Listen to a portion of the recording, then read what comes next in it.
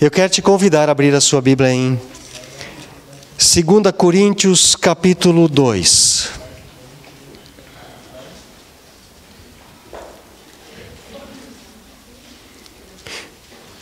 Do versículo 14 ao capítulo 3, versículo 5. Está tranquilo aí, meu querido? Preciso dar mais pausas? Né? Amém.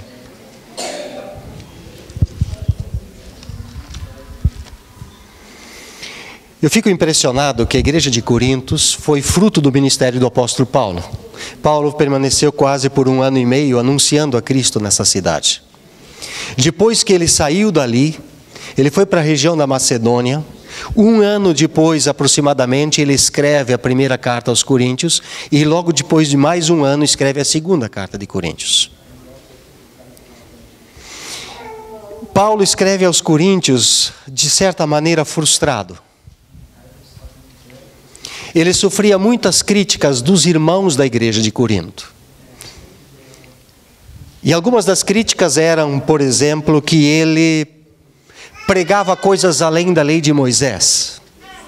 Outra crítica que ele sofria é que ele de fato não era um apóstolo de Cristo, porque ele não fizera parte do grupo dos 12 apóstolos originais. O criticavam também porque ele se fazia acompanhar por irmãs nas viagens, por causa do sustento que ele havia recebido de alguns lugares. Então Paulo sofria o que muita gente ainda sofre hoje em dia: críticas. E o seu ministério estava sendo questionado. E Paulo procura defender o seu ministério aqui, nesses versículos do capítulo 2, versículo 14 ao capítulo 3, versículo 5. E ele defende o seu ministério afirmando que é um ministério autêntico, dizendo que o seu relacionamento com Jesus é autêntico, é real, é verdadeiro.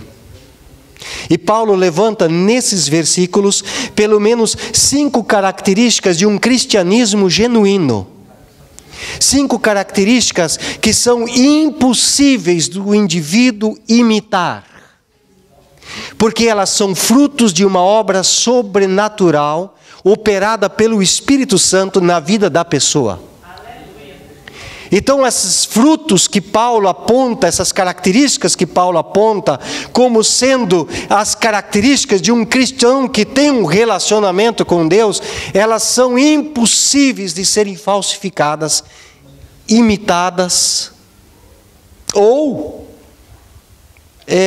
produzidas. Os irmãos estão entendendo? Quais seriam essas 5 características? O pastor Ricardo estava falando de que essa noite seja o encontro de Deus com o nosso coração, com a nossa vida. Que a gente possa responder ao Senhor nessa noite, positivamente, significativamente. Não foi? Que não fosse apenas um culto, mas que fosse um momento em que a gente estivesse de fato desfrutando de uma relação pessoal com Deus. Que fosse uma coisa do coração. Não foi, amados? Então essa palavra, ela vem hoje à noite para fazer um check-up da nossa vida. Ela vem para nos conduzir à presença do Senhor e fazer com que a gente faça uma revisão da nossa vida. Essas características fazem parte mesmo da minha vida. Elas são frutos da presença de Jesus em mim. E é isso que nós vamos ver. Quais seriam, portanto, essas 5 características que Paulo aponta aqui? Vamos ao texto. 2 Coríntios capítulo 2, versículo 14 em diante, Paulo diz assim: graças a Deus que sempre nos conduz vitoriosamente em Cristo e por nosso intermédio exala em todo lugar a fragrância do seu conhecimento. Porque para Deus somos o aroma de Cristo entre os que estão sendo salvos e os que estão perecendo. Para estes somos cheiro de morte, para aqueles fragrância de vida. Mas quem está capacitado para tanto? Ao contrário de muitos, não negociamos a palavra de Deus visando lucro. Antes, em Cristo falamos diante de Deus com sinceridade, como homens enviados por Deus. Será que com isso estamos começando a nos recomendar a nós mesmos novamente? Será que precisamos, como alguns, de cartas de recomendação para vocês ou da parte de vocês? Vocês mesmos são a nossa carta, escrita em nosso coração, conhecida e lida por todos. Vocês demonstram que são uma carta de Cristo, resultado do nosso ministério, escrita não com tinta, mas com o Espírito do Deus vivo, não em tábuas de pedra, mas em tábuas de corações humanos. Tal é a confiança que temos diante de Deus por meio de Cristo. Não que possamos reivindicar qualquer coisa com base em nossos próprios méritos, mas a nossa capacidade vem de Deus. Amém? Vamos orar, amados. Pai, quero pedir que o Senhor fale ao nosso coração. Que o Teu Espírito Santo possa ministrar esta palavra às nossas vidas com liberdade. Ensina-nos, Senhor, e revela-nos o Teu propósito, em nome de Jesus. Amém. Amém. Paulo começa descrevendo a primeira característica já no versículo 12, aliás 14. Ele começa dizendo, mas graças porém a Deus. A primeira característica de um cristianismo autêntico é um otimismo indestrutível. Uma vida de gratidão. Paulo diz, mas graças porém a Deus. Uma vida de ações de graças. Não importando as circunstâncias que estamos vivendo, sejam boas ou desagradáveis, o nosso coração continua atado a Deus. Somos gratos e reconhecemos a mão de Deus sobre todas as coisas na nossa vida. Gratidão. A minha pergunta inicial é essa: você é uma pessoa agradecida a Deus por tudo? Infelizmente vivemos uma época em que as pessoas vivem insatisfeitas, totalmente insatisfeitas. E a insatisfação conduz à murmuração. Reclamamos e reclamamos de tudo e de todas as coisas. Nunca nos vemos gratos a Deus. Uma vez ou outra. Paulo e Silas estavam em Filipos, está escrito em Atos capítulo 16, pregando o Evangelho de Jesus. Por causa de uma situação, foram presos e lançados no interior do cárcere de Filipos. O cárcere de Filipos ficava num subterrâneo, numa caverna escavada, escura, suja, úmida. A situação de Paulo e Silas ainda era pior. Diz a palavra em Atos capítulo 16 que eles estavam presos a um tronco. E as suas costas haviam sido totalmente rasgadas pelo flangrum, pelas 40 menos umas chicotadas que levaram. O flangrum era um chicote desse tamanho, uma barra de ferro ou de madeira, com 6 a 8 pontas de tiras de couro, de camelo normalmente, e na ponta ainda haviam pequenos chumbos pontiagudos. E era uma forma de tortura o uso do flangrum, e era normal entre os romanos. Eles haviam sido açoitados naquela noite, haviam tido as suas costas rasgadas, sua cabeça totalmente machucada. Olha para essa cena, os dois ali presos, não podendo, provavelmente, não podendo mais sair dali, porque eles seriam apresentados no dia seguinte para serem executados. Eles não tinham esperança, eles não sabiam o que iria acontecer, eles sabiam que estavam diante de uma situação em que poderiam ser mortos. No meio daquela situação, como vemos Paulo e Silas? Os vemos reclamando, murmurando, dizendo, Senhor, por que o Senhor nos deixou nessa situação? Senhor, nós somos teus servos, esqueceu da gente? Não. A Bíblia diz que não estavam fazendo nada disso, mas estavam exatamente cumprindo a primeira característica do cristianismo genuíno. Diz a Bíblia que estavam orando e adorando ao Senhor naquela prisão. E a minha pergunta é, como você tem reagido no meio das situações difíceis? A primeira característica do cristianismo genuíno é esta. Não importam as circunstâncias, não importa o momento que estou vivendo, eu confio em Deus, eu dependo de Deus, Ele é o meu dono, Ele é o meu Senhor. Eu sei que o que Ele tem para mim, me basta. E eu me satisfaço em estar exatamente no momento e no lugar onde me encontro. Porque eu sei que este momento está sob o controle total dEle. Vida de gratidão. Não importa o que eu esteja passando, eu continuarei confiando e adorando a Deus por tudo e por todas as coisas. Então a primeira característica do cristianismo genuíno é essa espontaneidade, é esse otimismo, é essa total dependência e confiança de que Deus é poderoso e suficiente para fazer o que Ele quiser do momento que estou vivendo. Por isso eu não tiro o meu olhar dEle. Sou agradecido e eu o adoro por isso. Amém? A segunda característica logo vem em seguida. Ele diz: mas graças, porém, a Deus, que sempre nos conduz em triunfo. Sempre nos conduz em triunfo. Eu chamaria essa segunda característica de sucesso constante.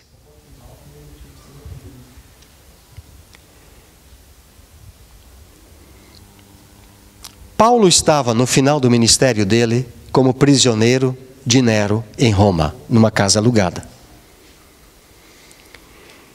Não podia mais sair para visitar as igrejas que havia fundado. Não podia mais sair para anunciar o reino de Deus com a autoridade que ele fazia. Mas estava confinado àquela prisão. Nós sabemos que, segundo a tradição dos pais da igreja, Paulo não iria sair vivo dali, seria decapitado. Aonde está o sucesso na vida de Paulo nessa condição?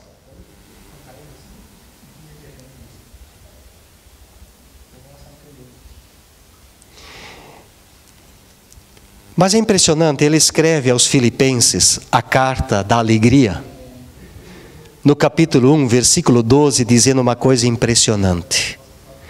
Quero que saibam, irmãos, que aquilo que me aconteceu tem, ao contrário, servido para o progresso do Evangelho. O que Paulo quis dizer com isso?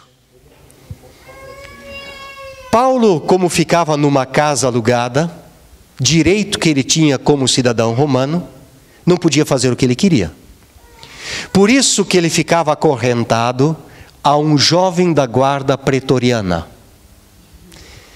A guarda pretoriana era formada por jovens que eram filhos de senadores, de governadores, de gente muito importante da nata de Roma. Esses jovens eram recrutados para serem a guarda pessoal do imperador, do César.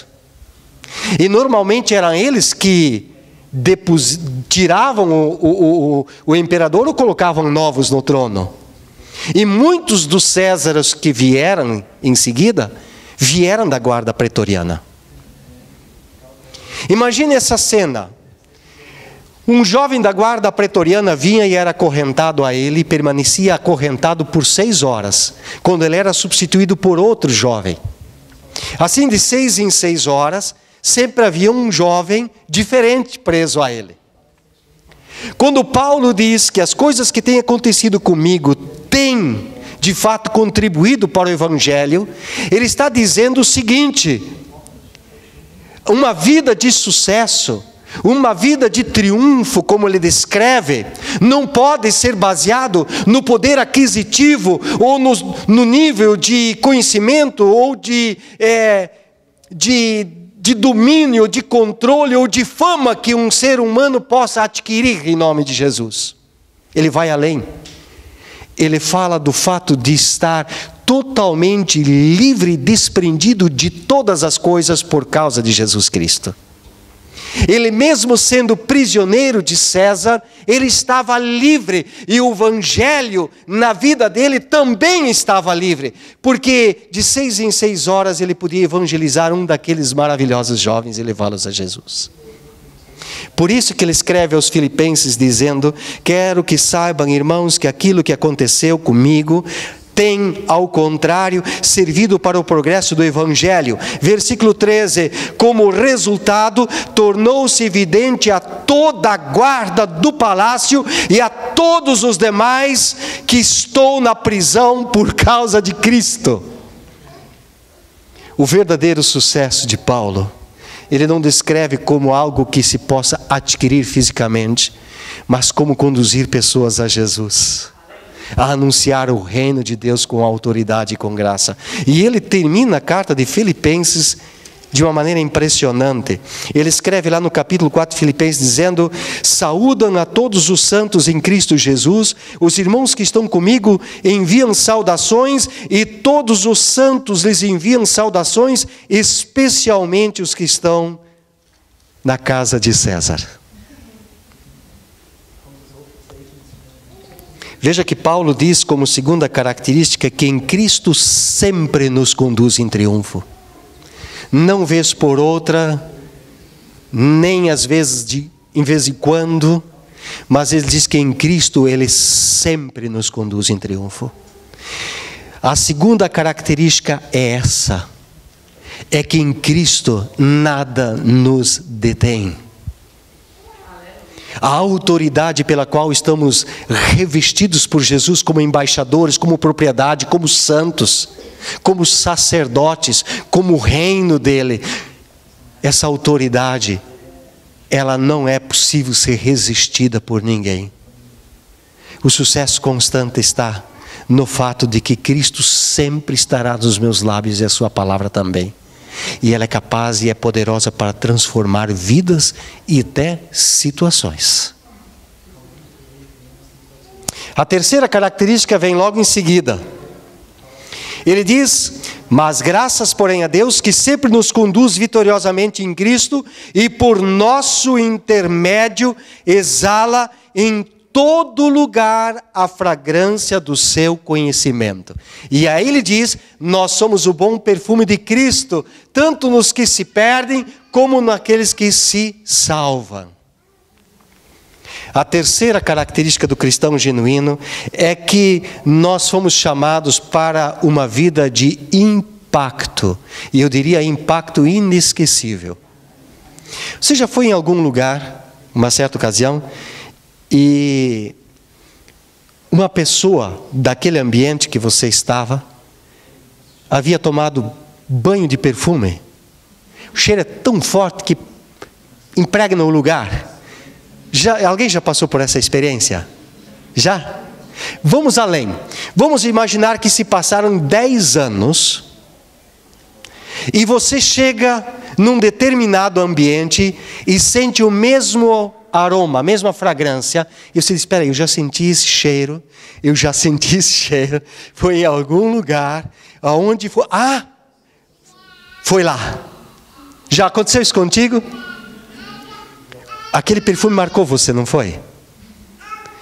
Paulo está dizendo que a terceira característica do cristão genuíno é essa, que a vida dele causa um impacto nas pessoas que ela não esquecerão.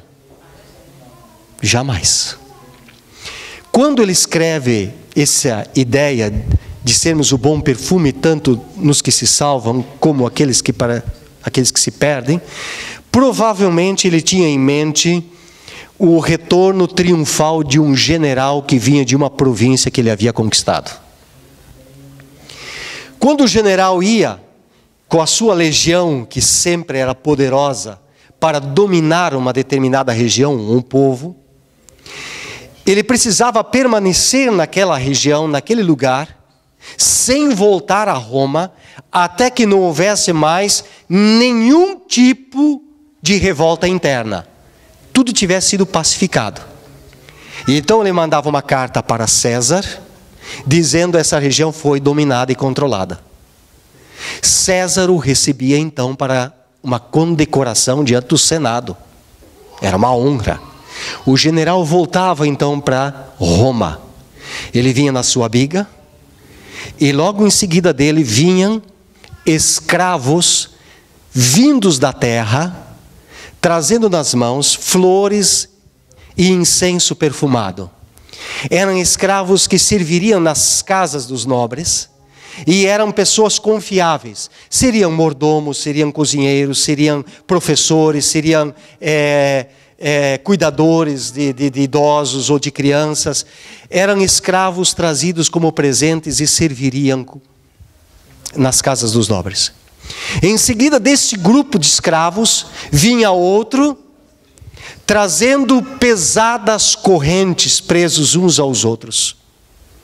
Eles seriam executados, eram os revoltosos. Eles seriam lançados aos leões da Líbia, crucificados, lançados entre os gladiadores. Seriam eliminados, eram temidos. Depois vinha uma guarnição particular. E o povo recebia aquele cortejo com aplausos e gritos e colocando tapetes e roupas no chão para que ele entrasse em Roma e passasse ali. Por que Paulo teve esse sentimento, esse pensamento, essa ideia provavelmente em mente? Amados, ele disse: nós somos o bom perfume tanto para os que se perdem como para os que se salvam. Aquele grupo primeiro de escravos livres, de certa forma, traziam nas mãos flores e incenso perfumado. Portanto, o cheiro daquele perfume era cheiro de vida para a vida para o primeiro grupo, mas era cheiro de morte para a morte para o segundo grupo.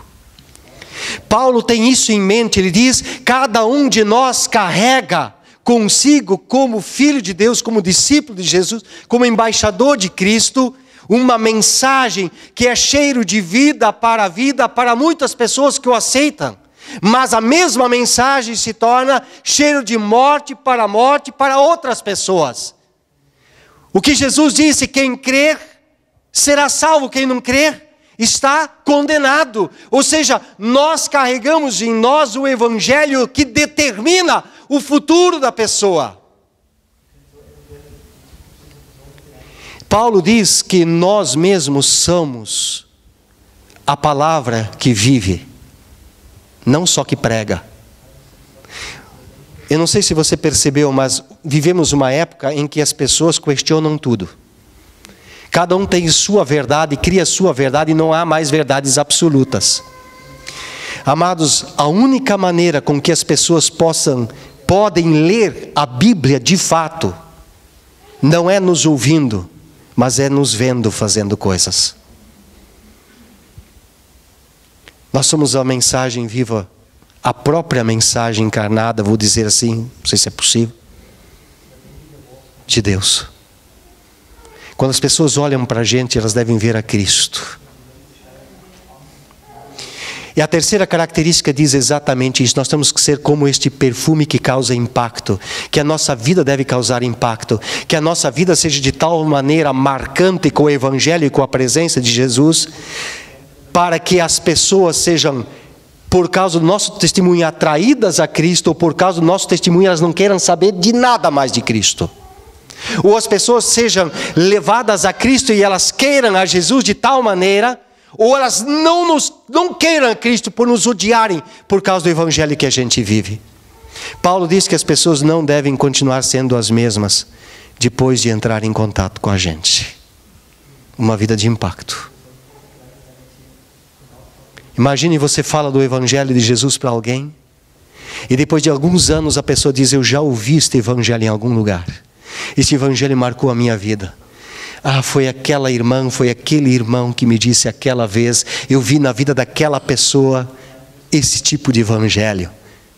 Estão entendendo, amados? As pessoas não podem continuar as mesmas. Essa é a terceira característica do cristianismo genuíno. A quarta vem logo em seguida.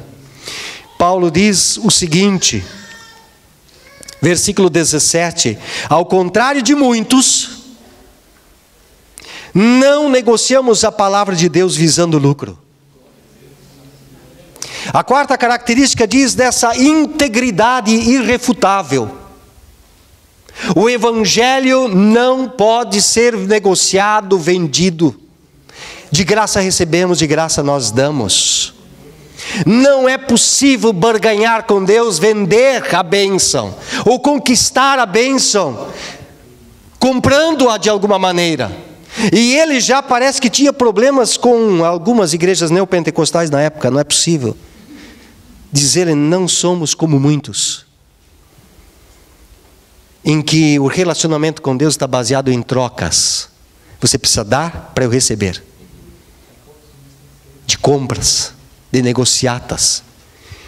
A ideia que Paulo tem em mente, a ideia que me vem ao coração, é aquela de São Paulo. Não sei se conhecem a rua 24 de Maio, lá no centro de São Paulo, que você vai andando, está cheio de gente vendendo, como é que chama? Camelôs.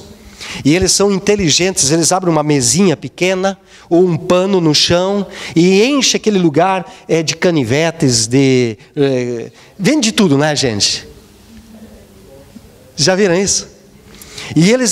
E aí a pessoa passa e acha aquilo interessante, compra um fone de ouvido, compra uma cueca, compra não sei o quê, tem tudo. Quando eles veem um fiscal, eles são extremamente hábeis. Eles puxam uma cordinha, aquilo fecha, ele sai correndo. Até o fiscal passar, daí eles voltam e abrem de novo.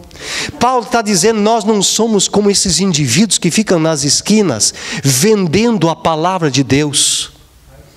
Ele diz uma coisa muito interessante aqui, no versículo 17, nós não negociamos a palavra de Deus visando lucro. Antes, pelo contrário, diz, nós falamos em Cristo diante de Deus com sinceridade. Gente, quem fala diante de Deus não pode deixar de ser sincero. Quem fala de Cristo em Cristo só pode ter sido comissionado por Ele.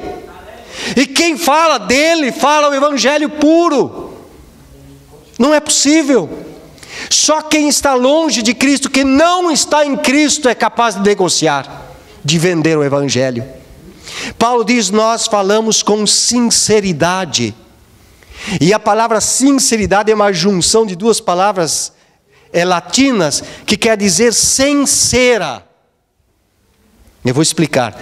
Antigamente, quando se fazia, você queria encomendar uma mesa de um marceneiro, porque tinha pressa e precisava de uma mesa, às vezes ele não tinha madeira seca para fazer a mesa. Então ele usava a madeira que tinha lá, às vezes era verde. Então ele trabalhava a tábua e juntava a tábua, serrava, montava a tábua. E quando a tábua estava pronta, a mesa estava pronta, enquanto esse processo acontecia, o que acontecia com a madeira molhada ou verde? Ela ia secando. E na medida que a madeira vai secando, ela vai encolhendo. E ela vai encolhendo, vai ficando frestas. O que o marceneiro fazia? Ele pegava a cera, passava nas frestas, lixava e depois passava o verniz em cima. A mesa estava linda, maravilhosa, perfeita. Entregava para o cliente a mesa. Depois de 2 ou 3 anos, ele ia mudar a mesa de lugar e dava uma batida meio forte. O que acontecia com o lugar onde estava a cera? Saltava fora e ficava o buraco. Paulo está dizendo, o evangelho que nós anunciamos e pregamos não está maquiado, não é cheio de porões escondidos das pessoas. Nós não passamos um verniz para enganar as pessoas.